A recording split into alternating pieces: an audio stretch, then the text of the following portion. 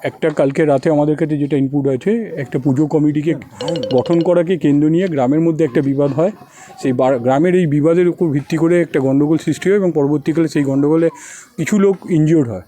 তার মধ্যে একজন সিরিয়াস ইনজিওর্ড হয়, যাকে পরবর্তীকালে বারুইপুর হসপিটালে নিয়ে গেলে সেখানে তার ব্রড ডেড করে হসপিটাল ব্রড ডেড ডিক্লেয়ার করে। তারা দোষী আছে বাড়ির লোকের কমপ্লেনের ভিত্তিতে এবং প্রত্যক্ষদর্শীদের যে বয়ান আছে সেটার ভিত্তিতে যথাযোগ্য ব্যবস্থা নেওয়া হবে, আইনানুগ ব্যবস্থা করে তাদের দ্রুত অ্যারেস্ট করা হবে এবং কোর্টের কাছে প্রোডাকশন করা হবে। এখনো পর্যন্ত পুলিশ কয়েকজনকে আটক করেছে, কেবলমাত্র এখনো কাউকে গ্রেপ্তার করতে পারেনি। কিন্তু যাদের বিরুদ্ধে অভিযোগ এবং মূল যার বিরুদ্ধে অভিযোগ সেই ব্যক্তি কিন্তু এখনো পলাতক। গতকাল ঠিক যেই জায়গায় বাপি প্রামাণিককে কোপানো হয়েছিল এবং তার সঙ্গে তার বাকি আরও কয়েকজন সঙ্গীকে কোপানো হয়েছিল, আমি ঠিক সেখানেই দাঁড়িয়ে আছি। বর্তমানে জায়গাটি পুলিশের তরফ থেকে কর্ডন করে দেওয়া হয়েছে। এখানে পুলিশ বাহিনী মোতায়েন রয়েছে এবং একই সঙ্গে কেন্দ্রীয় বাহিনী জওয়ানদেরও মোতায়েন রাখা হয়েছে। ফরেন্সিক বিশেষজ্ঞরা আসা পর্যন্ত জায়গাটিকে ঘিরে রাখা হয়েছে যাতে এখান থেকে নমুনা সংগ্রহ করা যায়। যেটা ঘটনা, বাপি প্রামাণিক নামে বিজেপি কর্মী, তার স্ত্রীর যেটা অভিযোগ যে গতকাল তাকে ফোন করে ডাকা হয়, তারপর এইখানেই তাকে কিন্তু কোপানো হয়েছিল। যেটা পুলিশ সূত্রে জানা যাচ্ছে যে স্থানীয় একটি মন্দিরের কমিটি তৈরিকে কেন্দ্র করে দুই গোষ্ঠীর মধ্যে গন্ডগোল চলছিল। বেশ কয়েকদিন ধরেই এই চাপানুত্তর চলছে, যারই পরিণামে গতকাল এই ঘটনা ঘটেছে।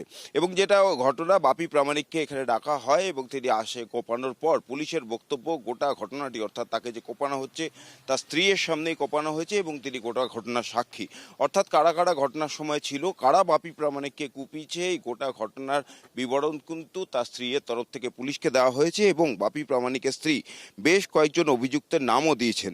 যাদের নাম তিনি জানিয়েছেন তাদের মধ্যে একজন তিনিও এখানকার বিজেপি কর্মী এবং শুধু তাই নয়, তিনি এখানকার প্রাক্তন মণ্ডল সভাপতি এমনও জানা যাচ্ছে। যদিও সেই ব্যক্তি এখনো পর্যন্ত পলাতক, কিন্তু বেশ কয়েকজনকে পুলিশ আটক করেছে। তাদের জিজ্ঞাসাবাদ করা হচ্ছে এই ঘটনার সময় কারা কারা ছিল, এটা পরিকল্পিতভাবে খুন কিনা এবং এর নেপথ্যে অন্য কেউ জড়িত আছে কিনা, গোটা বিষয়টি কিন্তু দেখা হচ্ছে। এখানে একদম রাস্তার ধারে তাকে কোপানো হয়েছিল, সেই জায়গায় কোনো সিসি ক্যামেরা নেই, যার ফলে সিসি ক্যামেরা ফুটেজ নেওয়ার ফলে কারা কারা ঘটনাস্থলে ছিল সেই বিষয়টি পুলিশ এখনো স্পষ্ট ছবি পায়নি। তবে তার স্ত্রীর বক্তব্য, তিনি বেশ কয়েকজনকে চেনেন যারা এই ঘটনার সঙ্গে জড়িত, অর্থাৎ বাপি প্রামাণিক এবং তার সঙ্গীদের যারা এখানে কুপিয়েছেন তাদের বেশ কয়েকজনকে তিনি চেনেন এবং তাদের নাম তিনি পুলিশের কাছে জানিয়েছেন। পুলিশ এই ঘটনার তদন্ত শুরু করেছে, কিন্তু তাদের মধ্যে যার বিরুদ্ধে মূল অভিযোগ সেই প্রাক্তন মণ্ডল সভাপতি, তিনি এখনো পলাতক। পুলিশ তাদের খোঁজে তল্লাশি চালাচ্ছে এবং বাকিদের জিজ্ঞাসাবাদ করা হচ্ছে। কিন্তু এই ঘটনার নেপথ্যে শুধু কি ওই মন্দিরের তৈরি কমিটি নিয়ে বিবাদ, নাকি এর নেপথ্যে অন্য কোনো বিষয় রয়েছে, গোটা ঘটনায় কিন্তু পুলিশ এখন খতিয়ে দেখছে। বারুইপুরে বিজেপি কর্মী খুন, বিজেপি বনাম বিজেপির দ্বন্দ্বে তাকে খুন হতে হয়েছে এমনই অভিযোগ সামনে আসছে। বিজেপিতে তৃণমূল যোগ আর তার বাধা দেওয়াতেই কি তাকে খুন করা হলো, এমনই অভিযোগ করেছে ওই বিজেপি কর্মী বাপি প্রামাণিকের পরিবার। স্ত্রীর সামনেই খুন হতে হলো বারুইপুরের বিজেপি কর্মীকে। ফোন করে তাকে বাড়ি থেকে ডেকে নিয়ে যাওয়া হয় এবং তারপর কুপিয়ে খুন করা হয়। আর বিজেপি কর্মী খুনে অভিযুক্ত বিজেপি নেতা। তবে এখনো পর্যন্ত এই ঘটনায় গ্রেফতারই শূন্য। দীর্ঘদিন ধরে বিজেপির সক্রিয় কর্মী ছিলেন এই বাপি প্রামাণিক। বিজেপি করায় 18 বছর থাকতে হয়েছিল ঘরছাড়া।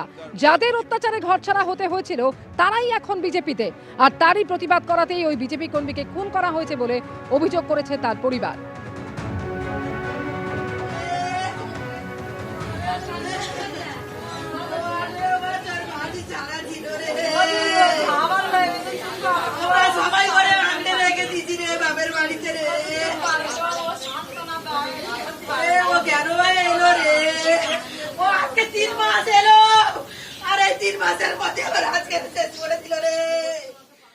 এবিপি আনন্দ, এগিয়ে থাকে, এগিয়ে রাখে।